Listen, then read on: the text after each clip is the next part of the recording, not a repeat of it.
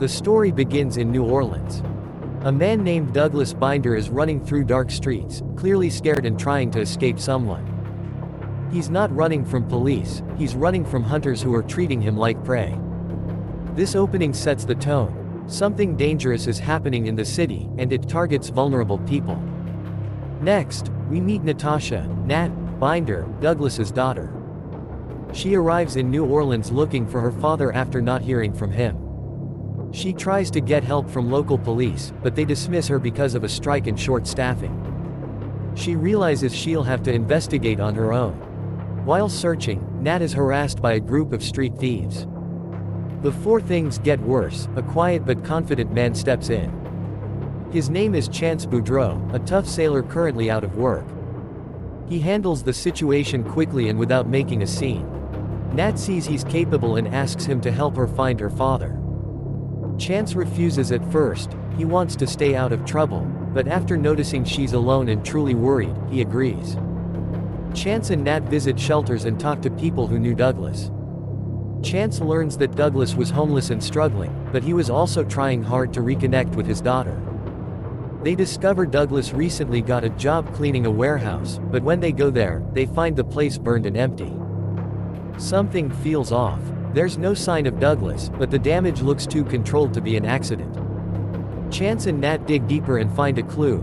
Douglas had been given a business card with a strange symbol on it. This card leads them to a suspicious group of wealthy men led by Emile Fauchon and his partner, Pic Van Cleef. These men pretend to run a security business, but Chance senses there's more under the surface. Their organization feels organized, wealthy, and ruthlessly private. Chance pushes further by talking to people living on the streets.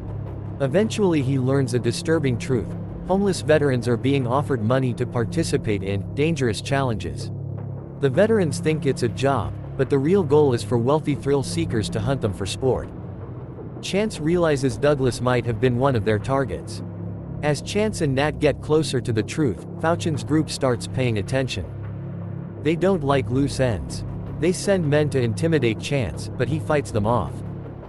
His skill makes Fauchon realize Chance is not just some helpful stranger, he's a real threat who understands what's happening. Chance finally confirms Douglas was hunted. When Nat hears this, she's crushed. But she also understands that these criminals must be stopped. Chance promises to help her get justice, even if the odds are terrible. From here, the hunters turn their full focus on Chance, viewing him as a challenge worth taking on. Fauchon and Van Cleef gather their wealthy clients and prepare a new hunt. Their targets: Chance and anyone helping him. They use high-powered weapons, armored vehicles, and the city's abandoned industrial areas as their playground. Their confidence comes from experience. They've done this many times before. They believe no one can outsmart them. Chance protects Nat and leads her out of the city toward the countryside, hoping to find safety.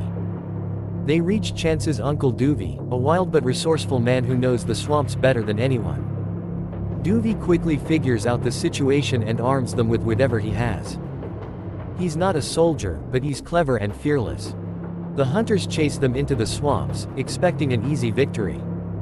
But Chance uses the environment, tight spaces, tall grass, and hidden paths, to avoid being cornered. The hunters become frustrated as they lose men and waste time.